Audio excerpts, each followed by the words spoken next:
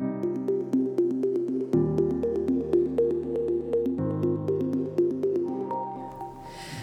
assume that many of you in the room are familiar with the ancient parable of the blind men and the elephant. And it's okay if you're not. The only thing that you need to know is that the moral of this story, this parable, is that we often jump to conclusions or we make decisions based on limited, subjective evidence. Often while completely disregarding the subjective experiences of other people. And so naturally, we end up with some pretty major blind spots. Oh, it's a tree, it's a spear, that's a fan, obviously. So these Rohingya children are actually role-playing their own version of an elephant in a refugee camp in Bangladesh. And I think this is a pretty powerful example of this parable. These are kids who were, in some cases, violently displaced from their homes in Myanmar. They were separated from their families. They arrived without any identification. Initially, they were isolated by language barriers.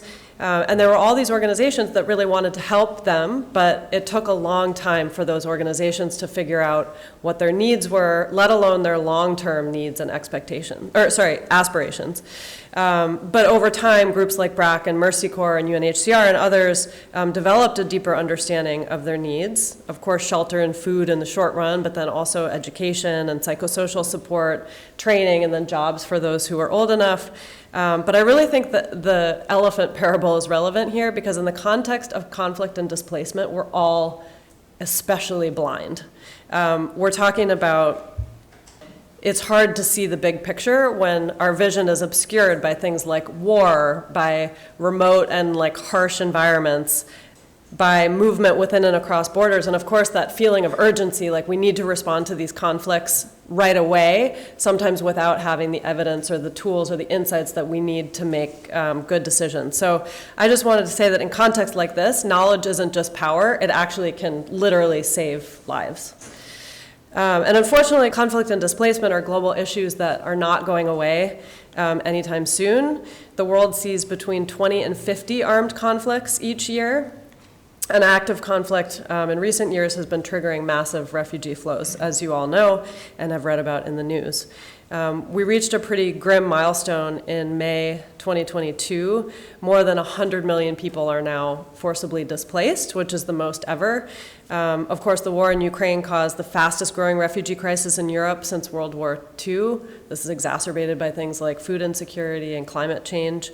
We often hear about refugees in Europe, but I think everyone here knows that the vast majority of displaced people, including internally displaced, are located in low and middle income countries where resources and infrastructure are weak and already very stretched. Half of the displaced people are children under the age of 18.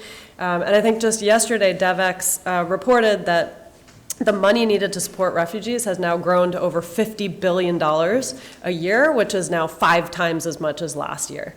So we're talking about a huge amount of money being spent and with very little guidance about how best to spend that money. It goes without saying that conflict and displacement severely undermine social and economic development, both for refugees themselves or people experiencing conflict and also host communities. This is why peace, justice, and strong institutions is one of the 17 Sustainable Development Goals.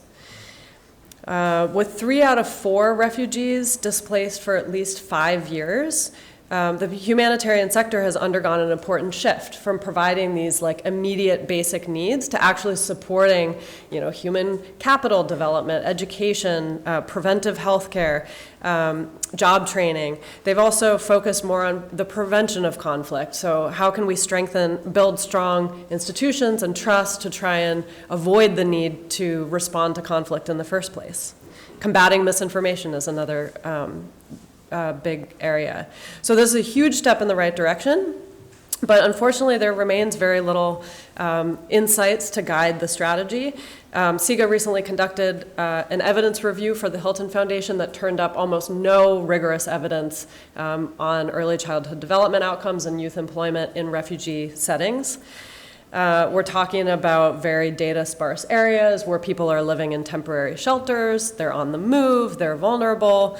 Sometimes active conflict makes it dangerous to obtain information on the ground. And despite the heroic efforts of organizations like IRC or NGOs like Search for Common Ground and multilaterals, our understanding of the lived experience of conflict and displacement and the most effective ways to respond to these problems remains extremely limited. So CIGA, the Center for Effective Global Action, exists to fill these gaps and to provide the decision makers, be they state or non-state actors, with the insights, evidence, insights, and tools that they need to make better decisions. So our network includes over 150 faculty affiliates, some of whom are in the room today. We have hundreds of graduate students that we work with. We have 25 staff here at Berkeley, and we have over 60 fellows from low and middle income countries that we have worked with and trained and mentored who are using rigorous, transparent, and inclusive methods to answer a series of questions. And so here are some of the questions that our researchers are addressing in the conflict and displacement space. What are the drivers? That's super important. How do conflict and displacement affect the health, security, and well-being of those who are involved in the conflict and those who are adjacent to the conflict over time? How do countries achieve peace, stability, and security? Which groups do citizens trust most to preserve their safety and security? How can governments and NGOs cost-effectively deliver services to those affected by conflict, violence, and displacement? One really good example that I want to share, in part because the two researchers who are working on this project unfortunately couldn't be here today, even though they were both on the program. Sandra Rozo is a CIGA affiliate now at the World Bank, and Ana Maria Ibanez, her colleague at the Inter-American Development Bank. Sandra and team did a randomized evaluation of an amnesty program in Colombia, and they found over 2 years that giving Venezuelan migrants in Colombia access to basic social services and formal jobs meant that the migrants had 60% higher levels of consumption, 30% higher income, and 10% higher chance of working in the formal sector with very little impact on the local labor market. So, the Venezuelans were not taking jobs away from the local Colombian workers. Super exciting findings, and the best part is that the Colombian government took those findings and they scaled up the program, and they immediately gave amnesty to all Venezuelan migrants in the country for an additional 10 years. Other Latin American countries are starting similar programs, and a lot more money has been unlocked for these programs by the Inter-American Development Bank and other institutions. So we have a really rich program lined up for you all today. With that, I'm going to hand it over to our first speakers, Lauren Young and Elaine Stetcher.